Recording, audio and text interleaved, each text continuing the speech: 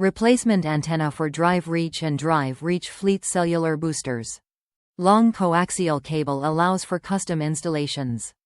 Coaxial cable terminated with SMB connector. Thin, narrow design. The weBoost 314419 drive reach in-vehicle antenna with SMB connector is a replacement antenna for drive reach and drive reach fleet cellular boosters. This antenna has a long coax cable ideal for custom installations. The coax cable is terminated with an SMB connector. Top review from the United States. Good price for working product.